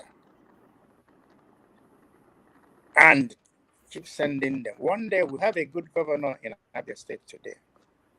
He's an intellectual who have shown that with 18% of the budget, you can pay civil servants, and that you can plow 84% of the budget to infrastructure and development. He's an economist. But you know what will happen? The opposition will do everything in their power to stop him. And that opposition will be recruited among our own people. But it has not stopped him from trying. So our problem is both external and internal. But we keep fighting the ones we can fight, and we can fight the internal one. And one day there will be peace. It was not always like this. And there is an expiration date for everything. Sure. Thank you Igbo land so. will be great again. Thank you so much, Prof. It's I'm getting exactly what I had hoped to get from you. In fact, I'm getting more than I had hoped to get from you, and I'm excited. Talking about exposing our people and having a think tank here in Canada. We're doing a lot of that already. We have the Igbo Union that I belong with. There are some other Igbo associations here, and we do our best to try to preserve who we are as a people. And I'll be excited to have you as one of our guests next year in August. I'm putting it out here in the public, so you see, you know that I'm serious about it. I know you are. Your connection to Canada is very strong. You have interest here in Canada, and it's easier for you to travel. So I'll be more than excited and honored if you joined us in August around the 3rd for an event we're having here, which we want to use to showcase who we are as a people. We're going to have lectures and all that. We have a lecture at Toronto City Hall, and then we have other events. We're also going to inaugurate a group here of elders to be custodians of our way of life, especially our marriage institution. So, Prof, this is an open invitation. I'll still send you a formal one to join us in August here in Toronto. That would be a very big honor, Prof. It's my pleasure. Okay.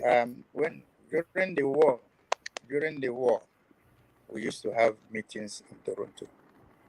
All Biafrans used to go to Toronto and have meetings. They were all from Saskatchewan, from all parts of Canada.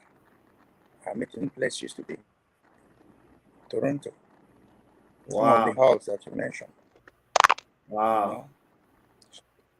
We still have some of Like, the veterans here.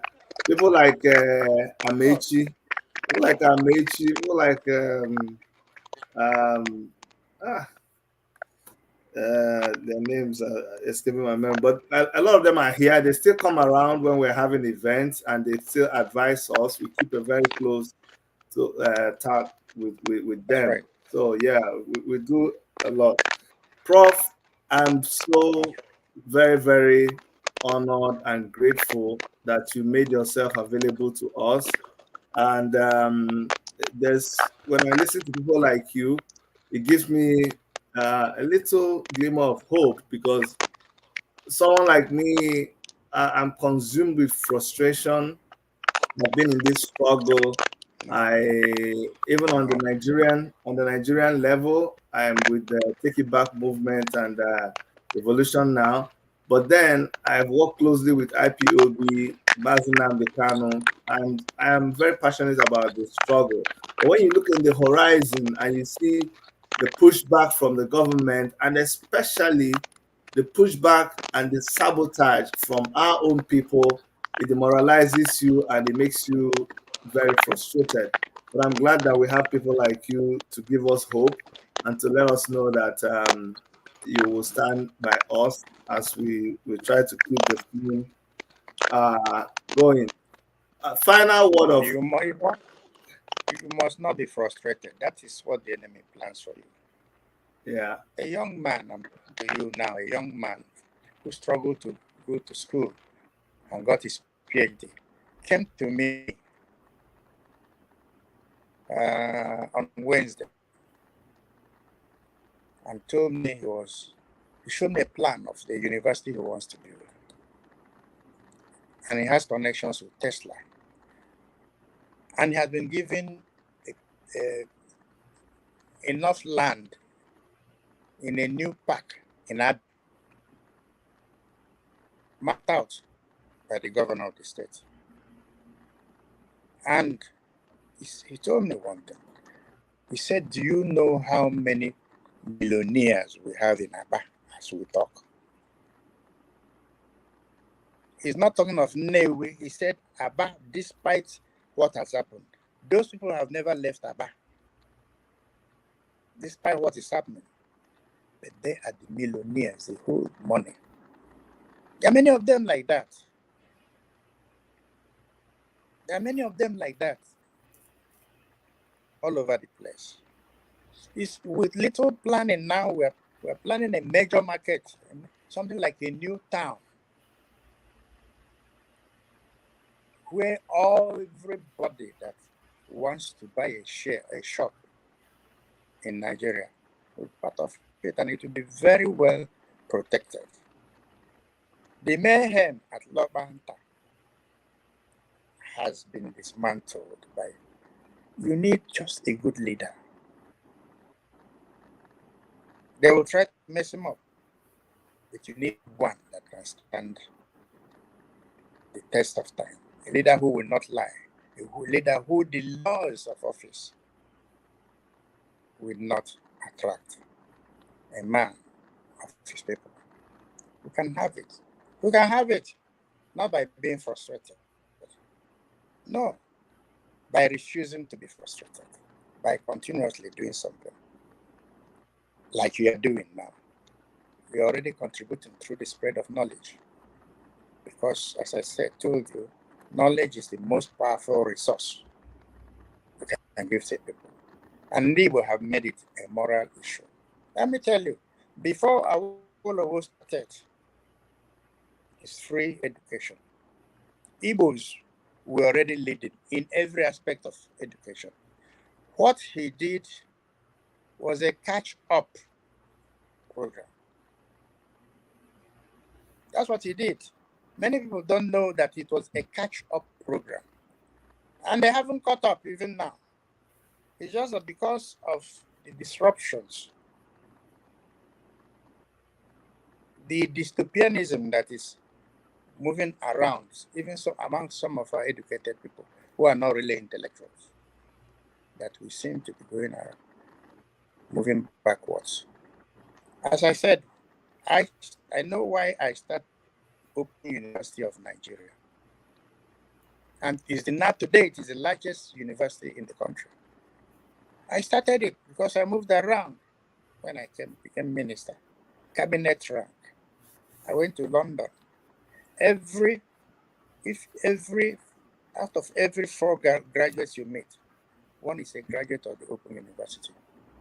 And I did it so that our people who after the war were no longer going to school, especially the young men, could stay at home and get their education. That's a foresight. I'm a visionary. And I did it. And they are getting the education from home. Because after the war, the phenomenon was for our people, the traders, everybody went into trading. But you know what? Most of those young traders sent their wives to school. Especially in Anambra. Now they're going back.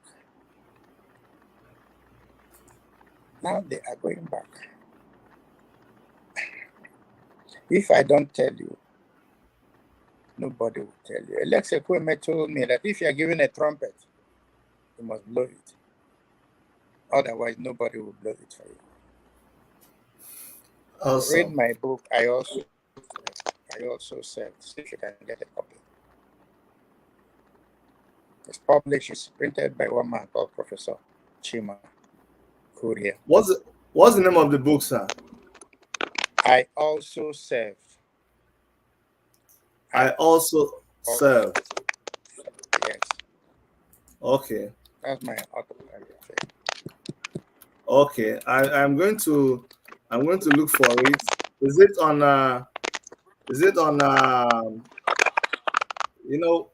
whether it's online? You can find it on what do you call it? Amazon. You can, yes. Ask Amazon. They will link you onto Professor Makoria. It was published in in New Jersey.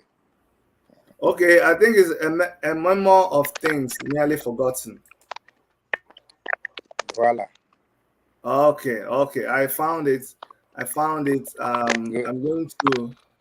actually going to let me show it here, and I'm going to be able to put the link so that people will see. So that's the book. It's $35 to buy the book. If I click, okay, I don't know how much it is. No, I'm just showing people what they need to. What's happening is I think maybe the people handling it the link is broken for you to be able to purchase it, because when I click it doesn't go anywhere. But maybe we'll talk about that later, so we'll make sure we'll fix it so people will be able to purchase the book online, because that's the quickest way that people can get it. But guys, I'm putting the link right on the comment section so that we can go and get this book and get to read more about this wealth of knowledge that we have before us. Prof, thank you so much again for coming, and then please, we're going to be needing more from you when next we come to you. Please oblige us your time. Thank you, Chidi. It's my pleasure to see young ones like you who haven't given up the fight. Thank you. Thank you, Prof. Demesia. Adema, okay, Prof. Thank you very much. Dalu, sir. Okay. Okay, guys. That was a blast. That was a big one. Having this kind of opportunity to interview somebody like Professor Madubuike, Ihechukwu Madubuike. It was really a big pleasure for me. He has a university. He's the kind of people that you say they are talk and do. You see, all the things that he talks about, all the things that he is asking us to do. He's already done that. He's reading books. He has a university built right in his village, and he hasn't stopped fighting for the cause of the Igbo man and trying to make sure that his interest within the Nigerian project is protected. We're going to be doing more of stuff like this. We do that on the Nigerian side, on the African side of things, but charity begins at home. So we always run back to our roots to go and make sure that we give our support, to go and make sure that we do everything humanly possible to make sure that the wrong information is corrected and that the true information is projected out there. Thank you so much for those of you watching on Facebook, those of you watching on YouTube, and those of you watching on Instagram. We're going to try to cut this program and only publish the part that is important, because we had a lot of hitches at the beginning. So we're going to attempt to cut it. And in those places where we can't cut it, we'll delete it and post a fresh one. But on behalf of Dr. Erica, on behalf of everybody working with us in our several studios, but especially Worship Media Studios here in Toronto, Canada, I'd like to thank you for being with us. And please, when next we invite you, please honor our invitation. Take care and God bless. Bye-bye.